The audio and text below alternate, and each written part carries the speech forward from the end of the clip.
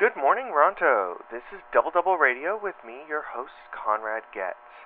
Hopefully we're all keeping nice and toasty out there since the winter chill is finally starting to break.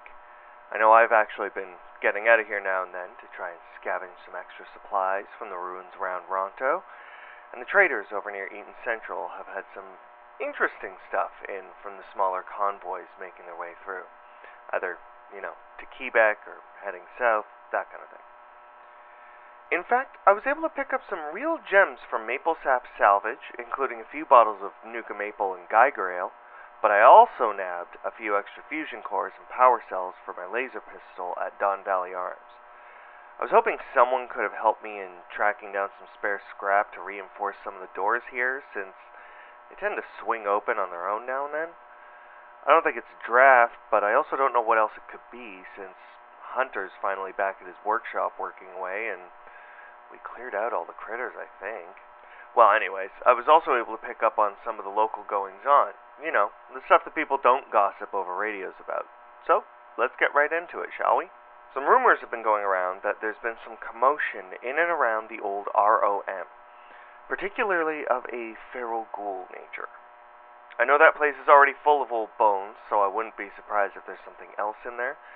The talk I heard is that at night some folks have spotted a distinct glow coming from inside, which could just be a glowing one, but reports also claim it's slightly bigger. I don't know, maybe one of those old fossils came back to life somehow? Actually, never mind, I don't want to think about radioactive dinos. Speaking of ghouls, I did find out some news that helped me finally learn something I had been curious about since my return to Ronto. Namely, that I wasn't aware of if anyone was living on the island in the harbor.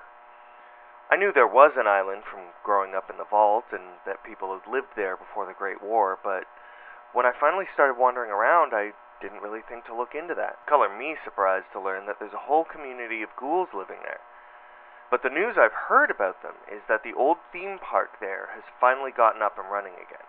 They've managed to repair some of the rides, making it a fun little spot to head to if you can get the boat across. Of course, that part would be easier if the Brotherhood wasn't checking everyone that comes through the area to try and get a boat, but I do hear there may be some sneaky ways around that. Admission to the park is just a few caps, since it's only a couple small rides and some food vendors. The petting zoo is unfortunately not available, since getting non-mutated animals over there is harder than you think. Although, if you find any scav pandas, you can, I guess, try to give them a snack from a safe distance or something. I've also heard reports recently of a weird blue box appearing in odd places around the wasteland. I first heard about it back when I found myself wandering near Shady Sands, and even tried to find it myself. Word was that anyone who got too close to it would see it almost shimmer and vanish like a mirage or something. I mean, that makes sense out in the desert, but I can't help but wonder why folks in places like the Commonwealth or here in Ronto would also have stories about seeing it. We don't really get mirages the same way. Oh, maybe it's a form of radiation sickness? Do you hallucinate when you start to feel that? Anyways, moving on to something else in the wild wasteland happenings, particularly something I've been hearing about here in Ronto. When I last made it to the flea market, I was chatting with a trader who had heard some stories about a creature roaming the tunnels just west of the old highway. It's a local legend that predates the bombs dropping, something called the Cabbagetown Tunnel Monster. This trader, what was their name? Harker, I don't know. Either way, they told me about its red eyes and howling sound that can be heard from the couple smaller openings to the drainage tunnel system. No one's ever caught it, or even managed to nab any concrete evidence of it, but with how many other stories are apparently out there about hearing or seeing it, something's gotta be there, right? I mean, there's so many other similar monster stories out there, stuff like Mothman or Krakens or Bigfoots and the like. So who knows? Ronto might have our own creepy creature, and I think that's pretty cool. Rounding out today's broadcast, I was also approached by Jasper Drift from the Evergreen Echo about doing a sort of interview for the upcoming publication. They were curious about my life in the vault and eager to hear some of the stories I have from my travels in the Wasteland. It might even be an ongoing column. It'll be kind of fun to be the one interviewed instead of the one asking all the questions for once. I'm sure I'll even think of some stories to talk about on the air afterwards.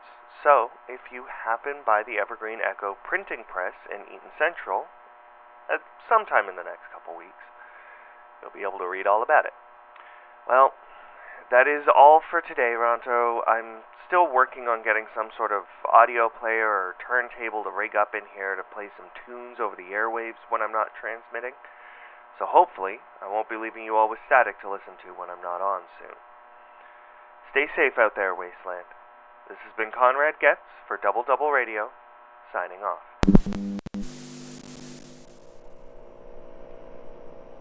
Double Double Radio, A Fallout Story, is a Voice in the Static production, written, starring, and produced by Edward Grimgrinner Hutchinson.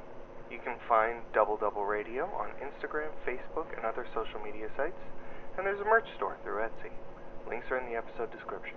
Double Double Radio is also made possible with the love and support of listeners and Wastelanders like you.